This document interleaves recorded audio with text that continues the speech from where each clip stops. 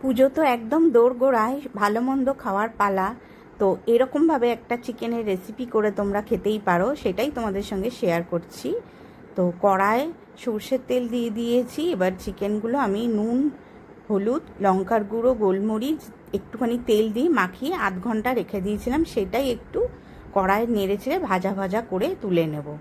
অনেকটা জল শুকিয়ে গেছে, এবারে ভাজা ভাজা একটু হয়ে গেছে। এবারে একটু একটু করে সব তুলে নিচ্ছি। এবারে কড়া সর্ষের তেলে একটু কারি পাতা দিয়ে দিলাম, দিয়ে এটা একটু ভাজা ভাজা করে তুলে নেব। ওটা তুলে একটা বাটিতে রেখে দেবো। এবার কড়াই ফোড়নে দিলাম মৌরি, তেজপাতা দিয়ে একটু ভাজাটা হয়ে যেতে, তাতে স্মেলটা বেরাতে দিয়ে দিলাম কুচিয়ে রাখা পেঁয়াজগুলো, দিয়ে একটু নুন দিয়ে তাতে একটু নাড়াচাড়া করব। একটু ভাজা ভাজা হয়ে যাবে, গোল্ডেন কালার এসে গেছে পেঁয়াজে।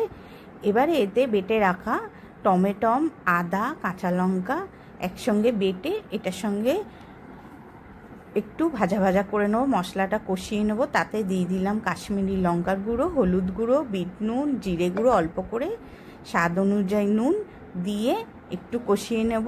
তাতে একটু ফেস ক্রিম দিয়ে দিলাম অল্প করে। তোমরা ফেস ক্রিমও দিতে পারো, নাও দিতে পারো, সেটা তোমাদের ইচ্ছা। কিন্তু এতে তোমরা একটু টক দই দিতে পারো টমেটোর জায়গা, আমি দিইনি। এবারে ভেজে রাখা মাংসগুলো দিয়ে দিলাম, দিয়ে একটু ঢাকা চাপা দিয়ে রান্না করছি। তাতে একটু কয়েকটা রসুনের টুকরো আমি ছাড়িয়ে দিয়েছিলাম, খেতে খুব সুন্দর হয়েছিল। উপর দিয়ে একটু গরম জল দিয়ে তার উপরে দিয়ে দিলাম কয়েকটা পাকা পাকা কাঁচা লঙ্কা, দিয়ে দিলাম গোলমরিচের গুঁড়ো আর গরম মশলার গুঁড়ো, আর দিয়ে দিলাম কারি পাতা ভেজে রেখেছিলাম সেইটা। তো তৈরি হয়ে গেল আমাদের সুস্বাদু কারি পাতা চিকেন। তোমরা একবার হলেও এরমভাবে পুজোর মধ্যে বানিয়ে দেখো। তো আজকের মতো টাটা, বাই বাই।